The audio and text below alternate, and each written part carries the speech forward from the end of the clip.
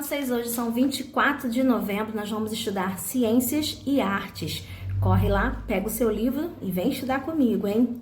Ciências, nós vamos estudar o som e suas características, da página 3 até 8. O que é o som, né? O som é uma onda, né, que ela se propaga pelo ar ou por algum outro meio, tá? A propagação do som através do ar ocorre em função da vibração de partículas nele existentes.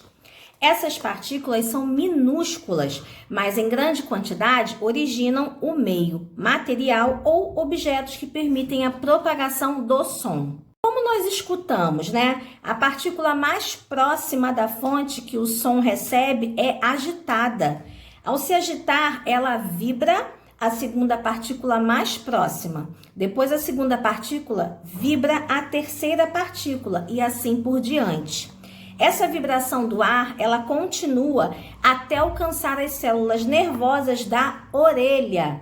Essas células estão localizadas na parte interna do nosso aparelho auditivo. O som recebido, né, pelas orelhas, ele é transformado em impulsos nervosos que são encaminhados ao cérebro. Lá o som ele é interpretado, sendo gerada uma resposta a ele. O conjunto de som desagradável ao ouvido humano é chamado de ruído ou barulho. Tanto uma música quanto uma martelada em um prego geram sons, porém, quando desagradável, será entendido como ruído. Quando nós falamos dos sons, né, nós precisamos nos atentar, não é? Aos pontos importantes, tá? As características do som. São eles a altura do som, a intensidade do som, o timbre do som e o eco do som. A altura do som, ela está relacionada, né, diretamente com a frequência, tá? A intensidade do som tem uma relação com a energia produzida pelo mesmo. O timbre do som, quando nós assistimos à apresentação de uma orquestra, nós podemos observar pessoas tocando diferentes instrumentos, não é mesmo? Então, os participantes dessa orquestra, eles estão tocando notas parecidas. O que difere é a mesma nota tocada por um piano ou por outra flauta, são diferentes timbres de instrumentos. O eco do som é o caminho percorrido pelo som até ele encontrar um obstáculo mais próximo, tá?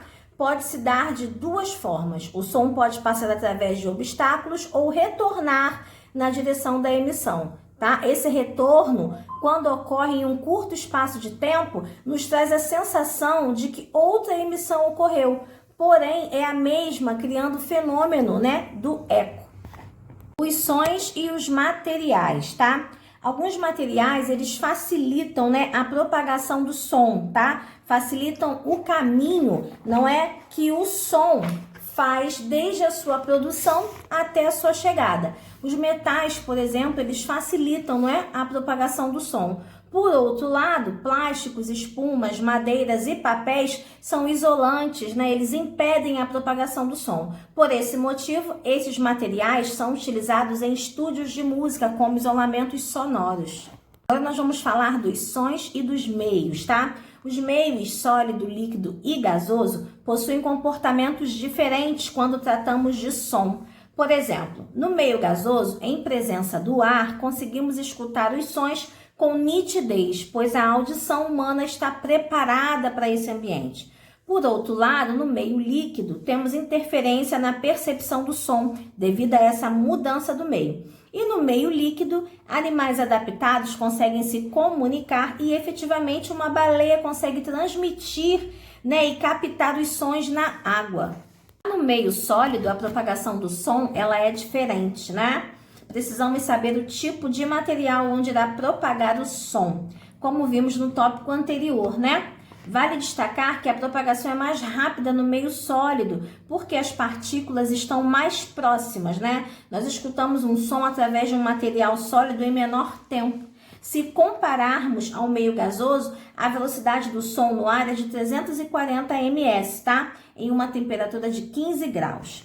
Enquanto a velocidade do som no aço é de 600 ms, tá bom? Se nós colocarmos o ouvido em um trilho, né, que é um meio sólido, de trem que é metal, nós conseguimos ouvir o trem mesmo de longe. É uma mesma distância se uma pessoa falar meio gasoso não conseguiríamos escutar, tá bom? Agora nós vamos para os exercícios. Número 1, você vai circular as palavras que apresentam relação com o significado do som, tá?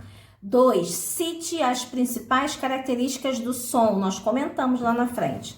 Observe a imagem, as turbinas de um avião liberam sons acima do tolerado pela saúde humana? Marque com um X a característica do som que representa a intolerância para a audição humana. 4. Quando assistimos uma banda de música ou uma orquestra, nós conseguimos identificar visualmente instrumentos musicais diferentes, correto?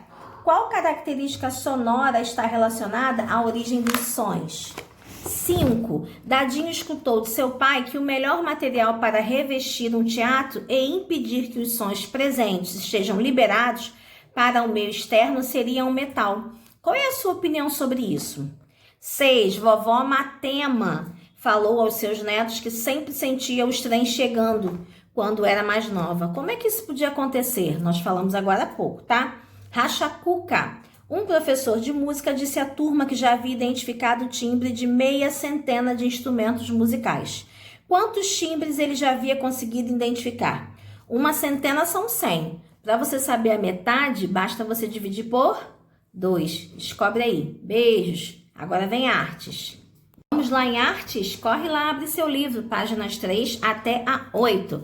Arte e design. No nosso cotidiano, não é? Nós encontramos diversas obras de arte e objetos que foram criados para ornamentar os ambientes, tá? Você vai aprender as obras de design que compõem de maneira agradável os espaços que fazem parte do nosso dia a dia. Na página 3, você pode observar aí a foto de uma sala de estar, né? Como se fosse a foto da sua casa, da sala da sua casa. Olha lá, tem os móveis, as cadeiras, pode ter um quadro, não é? Um lustre. Então, olha lá. A arte ela é criada através dos sentimentos, tá? Intenções e das ideias que o artista deseja transmitir. Nós podemos encontrar a arte em vários momentos do nosso cotidiano. Quadros expostos na parede da sala, por exemplo, fazem parte da arte. O que é o design, né? O design é quem projeta e desenvolve os modelos de peças lindas e bem criativas para deixar os ambientes mais alegres, interessantes, estilosos ou sofisticados. Aí na página 4 você tem algumas imagens de alguns objetos, tá? Os produtos utilitários mais decorados e com formatos diferenciados surgiram, né, do desejo de introduzir a arte no cotidiano das pessoas, inserindo dentro das casas das mesmas. Assim, nós podemos afirmar que a arte não está presente apenas nos museus e nas ruas, mas também dentro da casa de cada um. Ali embaixo, na página 4, fala um pouquinho do Walter Gropius, né? Ele foi um arquiteto muito importante no desenvolvimento e propagação da arte com a indústria, né? E foi esse arquiteto que ficou conhecido como o criador de Bauhaus, que foi uma escola de arte e design fundada em 1919. Aí embaixo você tem a foto da escola, tá?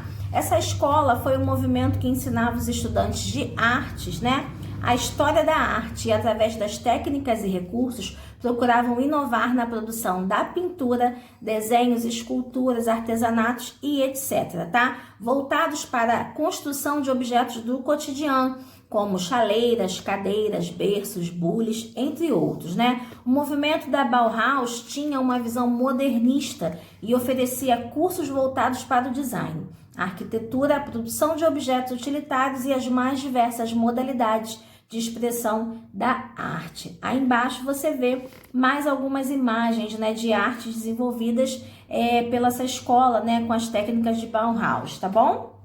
Para fechar, a arte ela está presente no nosso dia a dia, né, em diversos lugares. Só prestarmos atenção nos ambientes e nos objetos que nós podemos confirmar isso, tá?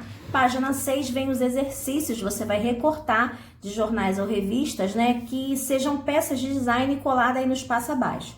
Quem não conseguir, pode desenhar, tá? Até mesmo as mesmas da página anterior.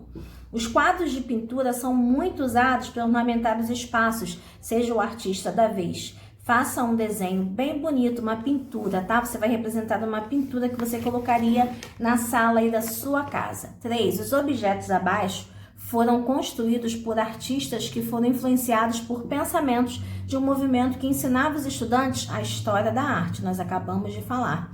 Através das técnicas e recursos, inovar na produção da pintura, desenhos, esculturas, artesanato e peças de design. Esse movimento era conhecido como, você vai marcar o X, é na opção correta. 4. O que o profissional de designer faz? Nós também falamos, tá? 5. Na sua opinião, por que é importante ter peças de design no cotidiano? Aí é uma resposta pessoal, você vai escrever do seu jeitinho que você acha.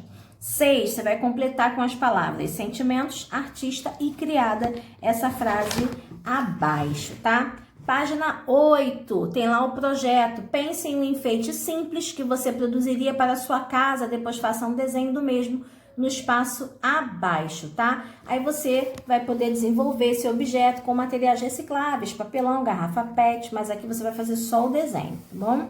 Racha-cuca. Um designer recebeu uma encomenda de produzir 15 por 10 utensílios que serão utilizados para ornamentar alguns ambientes, tá? Quantos utensílios ele produzirá? Faça o cálculo a seguir. Basta você multiplicar 15 vezes 10 que você vai saber, tá bom? Beijos para você. Até amanhã. Faça aula de inglês também daqui a pouquinho. Tchau, tchau.